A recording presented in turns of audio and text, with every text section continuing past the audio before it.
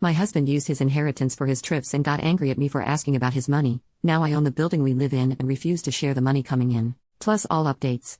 My husband and I had triplets for about 2 years. After we got married, they had some health issues. Because of that, my husband wanted me to quit my job and take care of our boys in our home. Since it was cheaper than paying for specialized childcare, I agreed. Our family lives in a row of townhomes, 6 homes in our building, that were owned by our landlord at the time. I was offered a job cleaning townhomes when a tenant moved out by our landlord. I asked my husband about it. He said he didn't care, but he didn't want it to interfere with my responsibilities at home. We also agreed the money would be mine since it's a second job. We did this for 3 years. It grew to the point where I cleaned other places for my landlord. I just put the money into savings.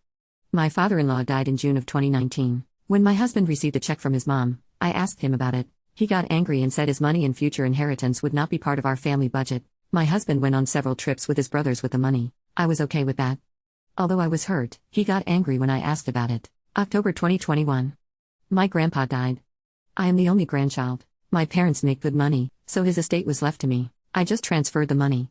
I rented out the farmland around his home. I decided to keep his home since it is close to my parents' home. I live 4 hours away from them. I didn't talk to my husband about it since it was my inheritance. In January of this year, my landlord told me he was selling the townhomes I live in. With costs rising around us, I was worried about it.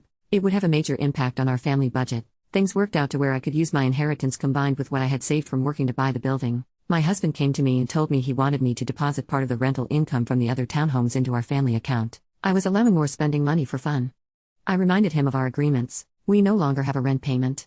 We ended up in a fight. He is saying I am the A for not sharing the money coming in. Update 1. My husband and I had a long talk when he came home. He knows I am leaving on a trip and asked to go.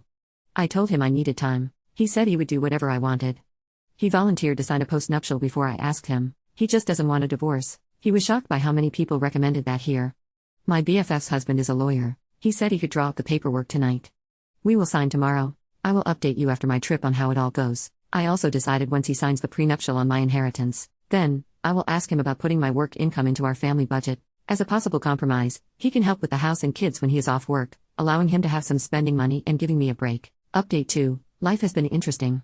I had a blast on my trip. My husband was pushed into the deep end of parenting. 3 active babies combined with medical care. He was way over his head. When I came home, his mom, aunt, and husband were there. His mom constantly complains about what kinds of foods I give the boys and what they wear. Mother-in-law decided that while I was gone, she would do it right. There was a lot I came home to, but I will just share one thing about each of the boys. Baby 1 is type 1 diabetic. I am very careful with his diet.